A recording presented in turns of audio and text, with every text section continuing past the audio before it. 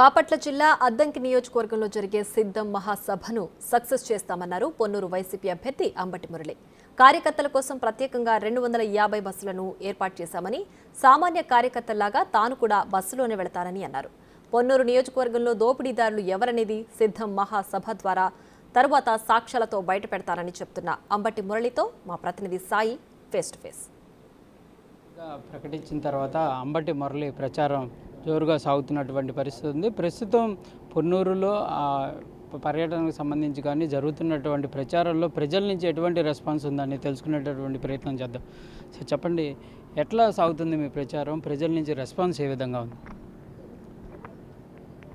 జగన్మోహన్ రెడ్డి గారి సంక్షేమ కార్యక్రమాల పట్ల ప్రజా వెల్లువ నేడు వార్డులో గ్రామాన ప్రతి సందులో గొందిలో ప్రతి ఇంటిలో మాకు కనిపిస్తూ ఉంది. ఈ ప్రభుత్వం పట్ల భావోద్వేగంతో ప్రజానీకం పోలింగ్ రోజు ఎప్పుడా అని ఎదురు చూస్తున్నటువంటి స్పందన మాకు స్పష్టంగా కనిపిస్తూ ఉంది.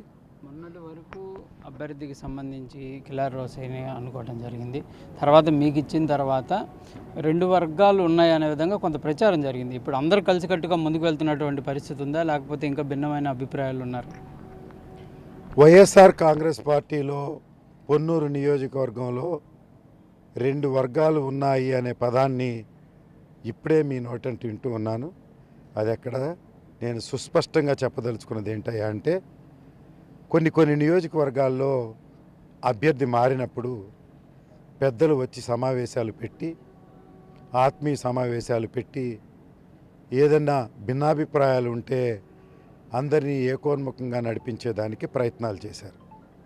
కానీ ఇక్కడ కనీసం ఏ జిల్లా స్థాయి నాయకుడు కూడా లేకుండా రోసయ్య గారు నేను సోదరుల వలె ఒక సమావేశాన్ని ఏర్పాటు చేసుకొని అందరినీ క్యాడర్ని కూడా అందరూ కలిసి పనిచేసి అటు వారికి ఇటు నాకు మంచి మెజారిటీ తీసుకురావడం ద్వారా జగన్మోహన్ రెడ్డి గారి ప్రభుత్వాన్ని రాష్ట్రంలో పునఃప్రతిష్ఠ చేయాలని మేము ఎంతో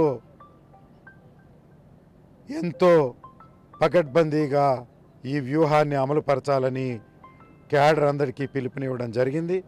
ప్రజానీకాన్ని కార్యకర్తల్ని మండల వారీగా మీటింగ్ పెట్టుకొని మా కార్యాలయానికి పిలిచి ఎన్నెన్ని బస్సులు కావాలంటే వారు అడుగున సంఖ్య లెక్కకు మిక్కిలిగా ఉంది. దీన్ని వెనువెంటనే అధిష్టాన వర్గానికి నివేదించడం జరిగింది. వారు మేము అడిగిన దానిలో 50%కు మించి బస్సు ఇవ్వలేని పరిస్థితి ఉంది. అంటే ప్రజల ఉత్సాహం అలా ఉంది. మీ ప్రత్యర్థి మాట్లాడుతూ కూడా పొన్నూరు నియోజకవర్గంలో పెద్ద సంఖ్యలో పెన్షన్లు తొలగింపులు జరిగాయి, అది విద్యుత్తుకు సంబంధించినటువంటి అంతరాయాలని చెప్పి తొలగించడం జరిగింది అన్నారు. దానిపైన ఇదే బిగ్ టీవీలో నేను నిన్న ఒక వీడియో చూడడం జరిగింది.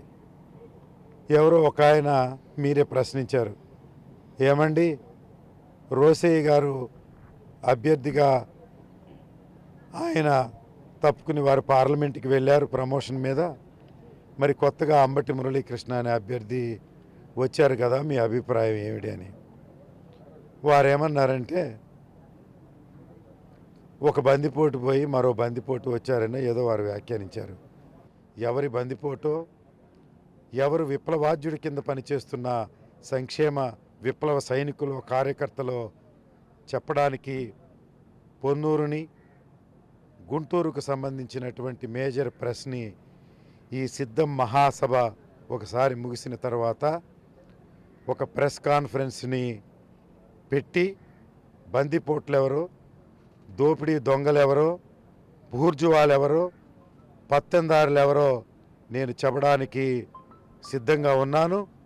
ఇప్పుడు మేము సిద్ధం ఏర్పాట్లో ఉన్నాము కనుక నేను రాజకీయ విమర్శలు చేయడానికి దూరంగా ఉండాలని, సంక్షేమ కార్యక్రమాలే చేసుకుని వెళ్ళాలనుకునే నన్ను నా వ్రతభంగం చేసినటువంటి ధూళిపాళ్ల నరేంద్ర చౌదరి గారికి స్పష్టమైన సమాధానాన్ని 11వ తారీఖు కానీ 12వ తారీఖు కానీ మీ బిగ్ టీవీ మిగతా మీడియా సమక్షంలో స్పష్టంగా ఇమ్మదలుచుకున్నా ఒకవేళ నేను స్పష్టంగా వారికి ఇవ్వలేకపోతే, వారు నా ఛాలెంజ్ని స్వీకరించలేకపోతే వారి ఎన్నికల నుంచి తొలగమనండి.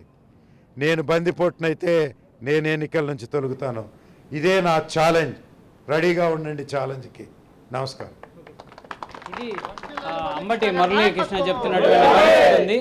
నియోజకవర్గంలో ప్రజలు కూడా పెద్ద సంఖ్యలో సపోర్ట్ చేస్తున్నారనే విధంగా చెప్తున్నారు. దాంతోపాటు ప్రత్యర్థులు చేస్తున్నటువంటి విమర్శలు ఏవైతున్నాయో వీటన్నిటికీ కంపల్సరీగా 2-3 రోజుల్లో సమాధానం చెప్తాననే విధంగా కూడా చెప్తున్నటువంటి పరిస్థితి ఉంది. కెమెరామెన్ సిద్ధుతో సాయి శంకర్, పొన్నూరు నుంచి.